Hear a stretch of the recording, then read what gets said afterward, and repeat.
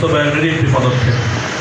যখন আমাদের এই জাতি দীর্ঘ বৈষম্যের জাতাকলে পিষ্ট হয়ে প্রতিটি ঘরে ঘরে বোবা কান্নায় গোটা দেশ যখন একেবারে একটা কঠিন গঙ্গানির শব্দ প্রতিটি ঘর থেকে আসছিল, সেই সময়ে যখন কেউ কথা বলার সাহস পাচ্ছিল না, সেই সময়ে চিরতরুণ ছাত্র জনতা তারা জেগে উঠেছে বৈষম্যের বিরুদ্ধে। তাদের এই জাগরণ আজকে গোটা বাংলাদেশের প্রতিটি মানুষের হৃদয়কে আন্দোলিত করেছে।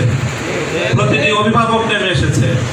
মায়েরা আজকে তার সন্তানদেরকে বুক চাপড়ে সাহস যোগাচ্ছে সত্যের জন্যে, বৈষম্যের বিরুদ্ধে আন্দোলন এবং সংগ্রামে অকাতরে প্রাণ বিলিয়ে দেওয়ার জন্য।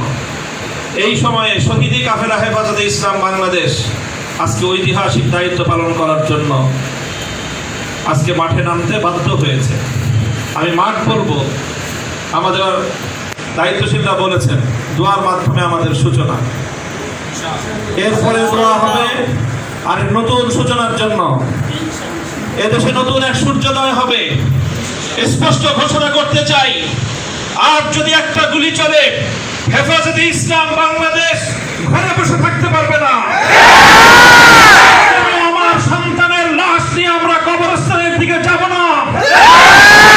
পরবর্তী সন্তানের লাশ সাথে আমির হেফাজত ইনশাআল্লাহ রাজপথে যখন নামবেন, টেকনাফ থেকে তেতুলিয়া পর্যন্ত পথ ভাঙ্গা সেই গণজোয়ার রুখে দেওয়ার সাক্ষ্য কারো হবে না।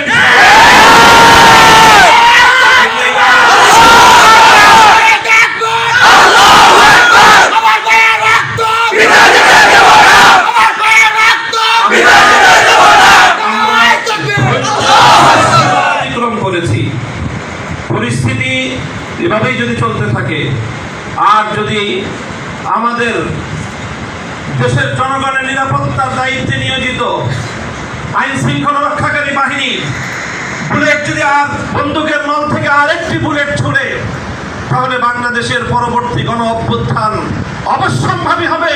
সে অভ্যুত্থান রুখে দিতে কেউ পারবে না। আমরা আল্লাহ পাক রব্বুল আলামিনের কাছে দোয়া করব, যারা বৈষম্যের বিরুদ্ধে জীবন দিয়েছে, যারা বৈষম্যের বিরুদ্ধে জীবন দিয়েছে, অত্যাচারীর হাতে যাদের প্রাণ গিয়েছে, তারা নিঃসন্দেহে শাহাদাত বরণ করেছে। কাজেই সেই শহীদদের আত্মার মাগফিরাত শুধু নয়, বরং শহীদদের শাহাদাতের কবুল হওয়ার জন্য আমরা দোয়া করব আল্লাহর কাছে। এবং সেই শহীদদের উসিলায় আল্লাহ যেন আমাদের আগামী প্রজন্মকে এভাবেই সকল বৈষম্য, জুলুম, অবিচার, অন্যায়ের বিরুদ্ধে রুখে দাঁড়াবার এক অদম্য সাহস যেন আল্লাহ পরবর্তী প্রজন্মের বুকে বুকে দান করেন, সেই দোয়া ইনশাআল্লাহ আমরা করব। ওয়া আখিরু দাওয়ানা আলহামদুলিল্লাহি রাব্বিল আলামিন।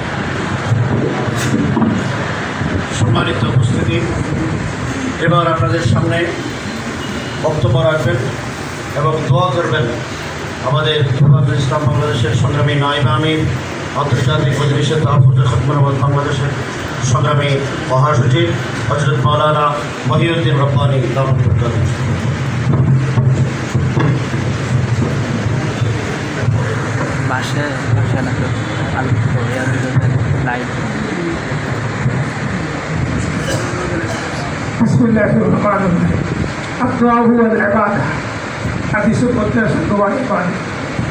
আপনারা শুনেছেন, জাতীয় পত্রিকায় এসছে আমাদের হেফাজত ইসলামের যে মহতারাম দেশব্যাপী আজকে দোয়া এবং কুনুতের নাজেলার কর্মসূচি ঘোষণা করেছে।